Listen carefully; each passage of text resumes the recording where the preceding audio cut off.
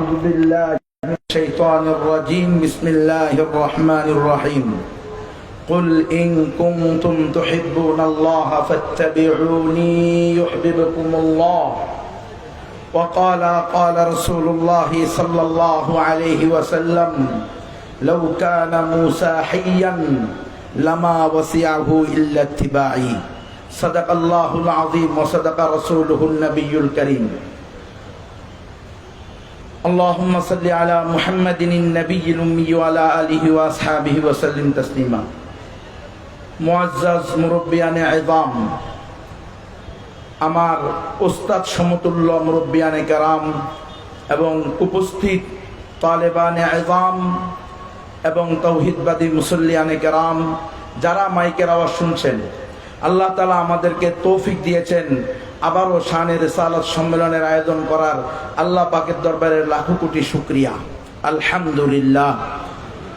আপনাদের সামনে আয়াত তেলাওয়াত করার চেষ্টা করেছি। আল্লাহ তাআলা বলেছেন রাসূলকে সম্বোধন করে, কুল ইন কুনতুম তুহিব্বুনাল্লাহা ফাত্তাবিউনি ইউহিব্বুকুমুল্লাহ। দুনিয়ার সকল মানুষ, বিশেষ করে যারা নিজেদেরকে মুমিন দাবি করে, মুসলমান দাবি করে, তারা তো বটে, উলামায়ে হাক্কানি রব্বানিও যার যার অবস্থান থেকে এটাই চায় যে আমি রব্বুল আলামিনের প্রিয় পাত্রে পরিণত হতে চাই। ঠিক নয় কি? প্রত্যেকে চায়, কিন্তু প্রত্যেকে চাইতে গিয়ে রাস্তা কিন্তু একটা সিরাতে মুস্তাকিম। মুহিবুল্লাহ বাবুনগরী রহমতুল্লাহি আলাইহি দামাত বারাকাতুহুম, আল্লাহ হযরতকে নেখায়াত দান করেন। হযরত বলেছেন সিরাতে মুস্তাকিম একটা শুহাদা, সালিহিন, সিদ্দিকিন, নবিয়িনদের রাস্তা। এর বাহিরে যত রাস্তা আছে সেগুলা সব বাতিল রাস্তা। ডাইনে যাবেন, বামে যাবেন, নিশ্চিত গুমরা হবে। টুডে অর টুমরো, আজকে বা কালকে রাসূলের রাস্তা বাদ দিয়ে, সাহাবায়ে কেরামের রাস্তা বাদ দিয়ে, তাবেঈনের রাস্তা বাদ দিয়ে, তবে তাবেঈনের রাস্তা বাদ দিয়ে, আইম্মায়ে মুজতাহিদিনের বাদ দিয়ে 1200 বছরের খেলাফা আলা মিনহাজিন নবুওয়া এর রাস্তা বাদ দিয়ে যে বা যারা বড় হন ছোট হন অন্য কোন রাস্তা ধরবেন, অন্য কোন ট্রেনে উঠবেন, নিশ্চিত গুমরা হবেন, শয়তানের গোলাম হবেন। যেটা আজকে প্রমাণিত। আজকে সেটা টাইম দিছে 15 মিনিট, মিছিল দিবার টাইম কই? আজকে এটা প্রমাণিত, এটা প্রমাণ হয়ে গেছে। যারাই ডাইনে বামে গেছে তারা ঈমান হারাইতে বসছে। নাউযুবিল্লাহি মিন যালিক। আমরা ডাইনে বামে যাইতে রাজি। সিরাতে মুস্তাকিম কয়টা? মানা আলাইহি ওয়া আসহাবিহি কয়টা? ফাত্তাবিউনি ইউহিব্বুকুমুল্লাহ। ইত্তেবা করতে হবে কাকে? রাসূল সাল্লাল্লাহু আলাইহি ওয়াসাল্লামের অনুসরণ করলে আল্লাহ আমাদের উপরে সন্তুষ্ট হবে। রাসূল সাল্লাল্লাহু আলাইহি ওয়াসাল্লাম মুসলমানদেরকে আমলের দাওয়াত দিয়েছেন, অমুসলমানদেরকে ঈমানের দাওয়াত দিয়েছেন। অমুসলমানদেরকে ঈমানের দাওয়াত দেওয়া এটা রাসূলের আদর্শ। এটা করলে রাসূলের ইত্তেবা হবে। অমুসলমানের দুর্গা পূজা, কালী পূজা, সরস্বতী পূজা, ক্রিসমাস পূজা, পূর্ণিমা পূজায় গিয়ে তাদেরকে শুভেচ্ছা জানাইলে এটা রাসূলের ইত্তেবা হবে না। অমুসলমানদের শিরকি আস্থা কুড়ে গিয়ে ওয়ালিয়াযু বিল্লাহ সেখানে আলহামদুলিল্লাহ বলে শুকরিয়া জ্ঞাপন করলে রাসূলের অনুসরণ তো দূরের কথা, ঈমান চলে যাওয়ার আশঙ্কা আছে। সুতরাং রাসূলের ইত্তেবা করতে হলে অমুসলমানদেরকে দাওয়াত দেওয়ার কথা। অমুসলমানদের কাছে আমরা যাব, তাদের সাথে বসবো, তাদের সাথে কথা বলবো। ইয়া আইয়ুহান নাস কুলু লা ইলাহা ইল্লাল্লাহ তুফলিহু। হে হিন্দু, হে বৌদ্ধ, হে খ্রিস্টান, চাকমা, ত্রিপুরা, বং, খাসিয়া, চাক, লুসাই, খুই, ব্রু, মুরুং, মারমা, তনসিংহা, মণিপুরা, সাঁওতাল, গারো, তোমরা তো রব্বুল আলামিনের বান্দা, নবী রাসূল সাল্লাল্লাহু আলাইহি ওয়াসাল্লামের উম্মত, আদম আলাইহিস সালামের সন্তান। তোমরা আমাদের আদি পিতা, আদি মাতার দিক থেকে রক্ত সম্পর্কের আত্মীয়। আমরা ইনশাআল্লাহ সুম্মা ইনশাআল্লাহ কালিমা পড়েছি, মুসলমান হয়েছি।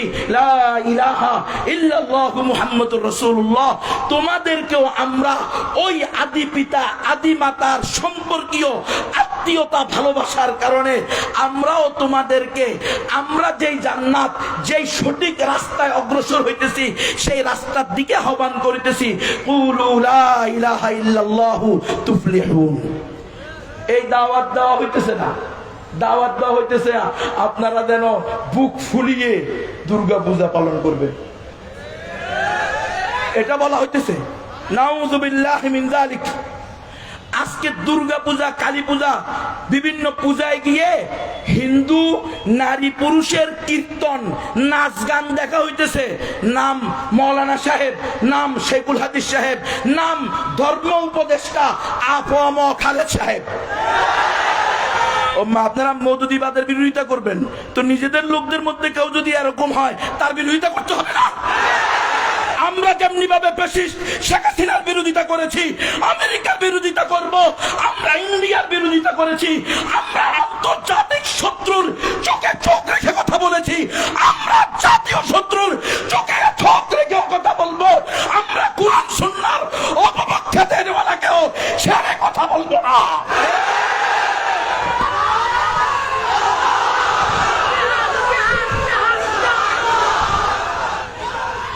আফম খালেদ সাহেব আমার একজন অন্তরের মোহাব্বতের লোক ছিলেন। আমি অমুসলিমদের মাঝে দাওয়াতি কাজ করি, আপনারা জানেন, সারা দেশব্যাপী ব্যাপী অমুসলমানদের মাঝে দাওয়াতি কাজ করি, নবমুসলিমদের যত সামান্য খেদমত করার চেষ্টা করি। আমার সংগঠনের নাম দাওয়াতুল ইসলাম বাংলাদেশ। খ্রিস্টান মিশনারি এনজিওদের মোকাবেলায় উম্মতকে সতর্ক করার চেষ্টা করি। আফম খালেদ সাহেব এই কাজের ক্ষেত্রে যে কজন ব্যক্তিত্ব আমার অনুপ্রেরণা জুগিয়েছেন তার মধ্যে একজন আফম খালেদ সাহেব। খোদার কসম করে বলতেছি, 5ই আগস্টের পরে বারিদারা মাদ্রাসায় যখন বিশেষ কমিটির আলোচনা হয়েছে হেফাজতে ইসলামের, সেখানে যে কয়জন লোক আমাদের আলেমদের পক্ষ থেকে একজন প্রতিনিধির নাম চাওয়া হয়েছে, নাম দেওয়া হয়েছে, তাদের মধ্যে আমি একজন গোলাম ছিলাম। মীর ইদ্রিস সাহেব মনে হয় এখানে আছেন, উনি উপস্থিত ছিলেন সেখানে। আমিও বলেছি যে আফম খালেদ সাহেব আমাদের কি হবেন, একজন প্রতিনিধি হতে পারেন। কিন্তু আফসোস কি দেখলাম, হুজুর সেখানে যাওয়ার পর থেকে একের পর এক উনার পদস্খলন হচ্ছে। উনি প্রথমে পূজায় গিয়ে ওই হিন্দুদের আইকন শিরিকের ওই কাপড় পরে উনি বলে ফেললেন, দিস ইজ মাই অনার, এটা হলো আমার সম্মান। যদিও আমার ধর্মের লোকেরা আমাকে বিভিন্ন ধরনের গালমন্দ করবে, আমার খুব ইচ্ছা ছিল আজকে আফম খালেদ সাহেব হুজুর দামাত বারাকাতুহু এখানে থাকবেন এবং উনার পাশে বসে আমি এই কথাগুলো বলবো। আরে বেটা, হক কথা বাপের কোলে বসে বলতে হবে, কিসের ফাইজলামি। উনি যে এই যে ঢাকেশ্বর মন্দিরে গিয়ে এই গত সপ্তাহে এই প্রধান উপদেষ্টা সহ নর্তকীদের নাচ দেখলেন, ইসলামের কোন শরীয়তের ভিত্তিতে, কোন ব্যাখ্যা ভিত্তিতে, কোন তাবিলের ভিত্তিতে এটার অনুমোদন দেওয়া হবে?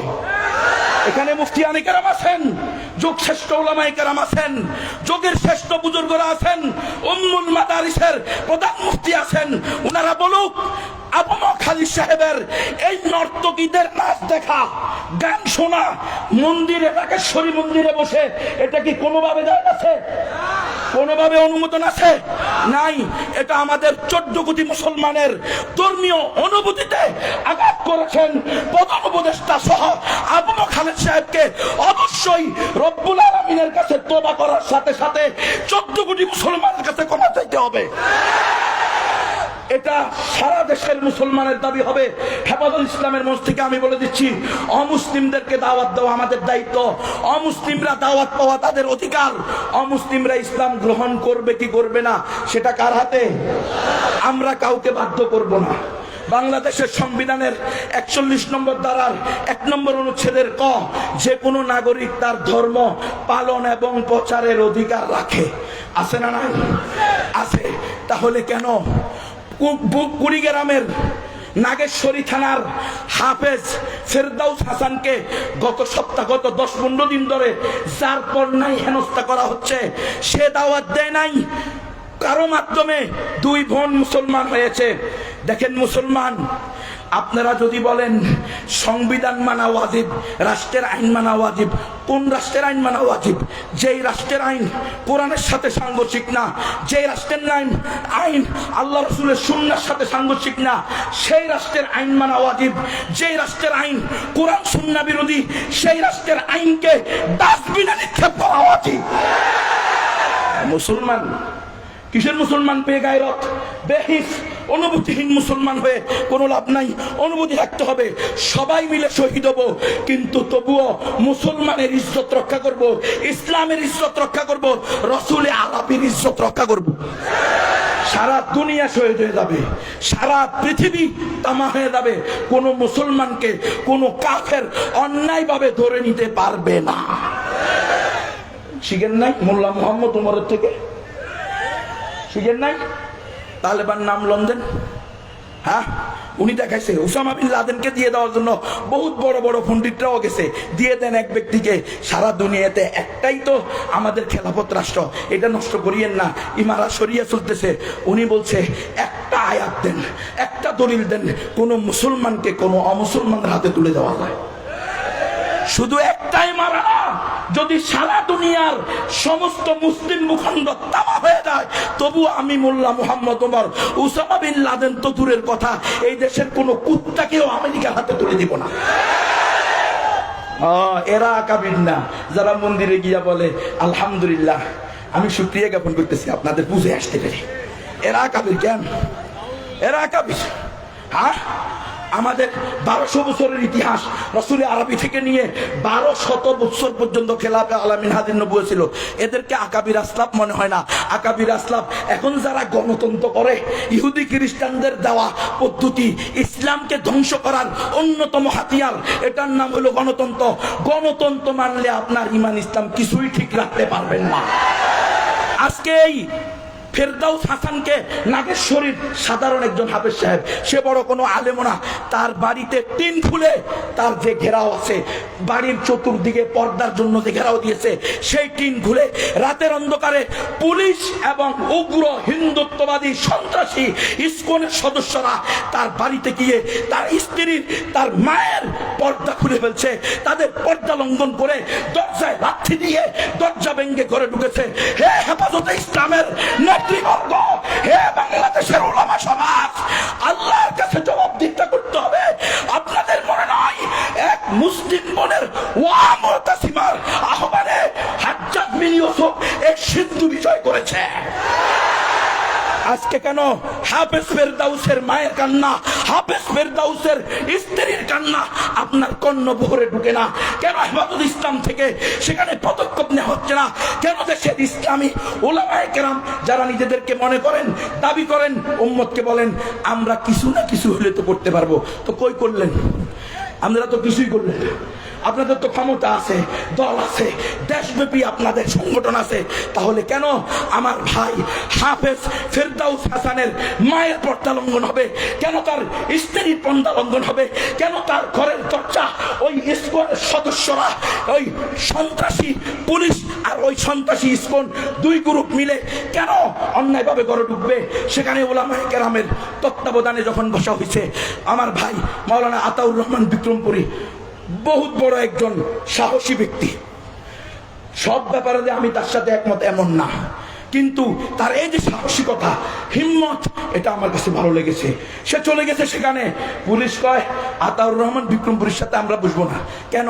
কারণ আতাউর রহমান বিক্রমপুরী তো এমন ম্যাগনেট, ওই জালেমরা তার প্রশ্নের উত্তরই দিতে পারবে না, এজন্য আতাউর রহমান বিক্রমপুরীর সাথে বসবে না। কয় সমস্যা হলো আমাদের এলাকার, আমরা দেখব। এই বেটা, সমস্যা তোমাদের এলাকার মানি, মুসলমানের সমস্যা পৃথিবীর যেখানে হবে, মুসলমান শক্তি সামর্থ্য থাকলে সেখানে গিয়ে হুঙ্কার দিবে। এটা হলো ইসলামের দাবি, এটা হলো উম্মাহ কনসেপ্ট। মিল্লাত আবিকুম ইব্রাহিম হুয়া খাম্মাকুমুল মুসলিমিন। আমরা মুসলমান, আফগানিস্তানের মুসলমানও আমার ভাই, আরাকানের মুসলমানও আমার ভাই, কাশ্মীরের মুসলমানও আমার ভাই, ফিলিস্তিনের মুসলমানও আমার ভাই। শুধু ফিলিস্তিনে হামলা হইলে সারা দেশের মুসলমানের উপরে জিহাদ ফরজ হয়। কে? যখন আরাকানে হামলা হয়েছে তখন জিহাদ ফরজ হয় নাই?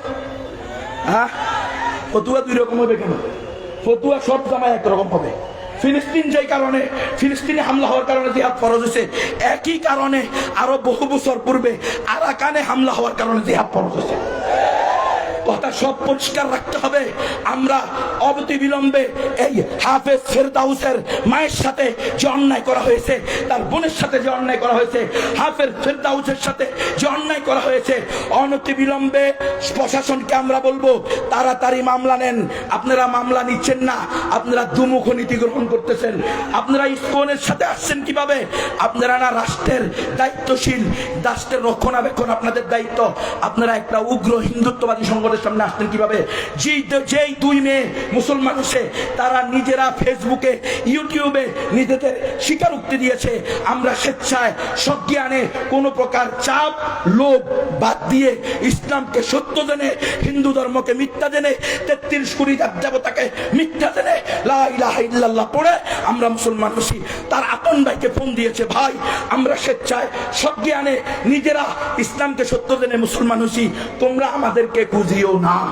এত স্পষ্ট জিনিস থাকার পরেও কেন পুলিশ এবং ইসকন হাফেজ ফেরদাউসের বাড়িতে যাবে?